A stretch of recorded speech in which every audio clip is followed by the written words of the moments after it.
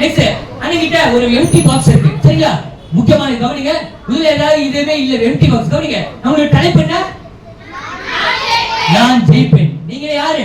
ஜெயிக்க பிறந்தவங்க. கவனிங்க தம்பி தங்கச்சி, பைபிள்ல ஒரு அண்ணன் இருந்தார். அந்த அண்ணன் பேர் என்ன தெரியுமா? ஒனேசிமு. அந்த அண்ணன் பேர் என்ன?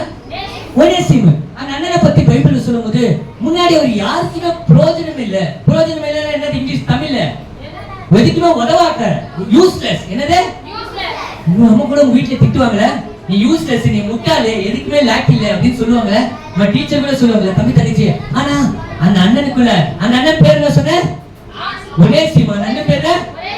அந்த அண்ணனுக்குள்ள ஏசப்பா வரும்போது அந்த அண்ணன் யாரா மாறினார் தெரியுமா? யூஸ்ஃபுல்லா மாறினார். என்னவா மாறினாரு? நீங்க யூஸ்லெஸ்ஸா யூஸ்ஃபுல்லா? நீங்க யூஸ்லெஸ்ஸா யூஸ்ஃபுல்லா?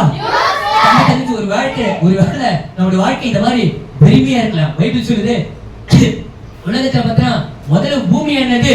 ஒழுங்கின்மையும் பெருமையா இருந்தது, ஒண்ணுமே இல்லாம இருந்தது. ஆனா ஏசப்பா எப்ப அந்த ஒனேசிமு அங்கிள்குள்ள வந்தாரு, ஒண்ணுமே இல்ல.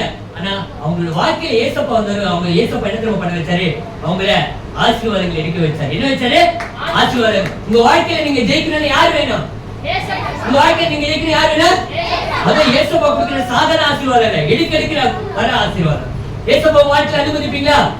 ஏசப்பா வாழ்க்கையில அனுமதிப்பீங்களா? உங்க வாழ்க்கையில நீங்க ஏசப்பா அனுமதிச்சீங்க, ஏசப்பா உங்களுக்கு எல்லா சந்தோஷத்தையுமே எல்லா வெற்றியுமே கொடுப்பாரு.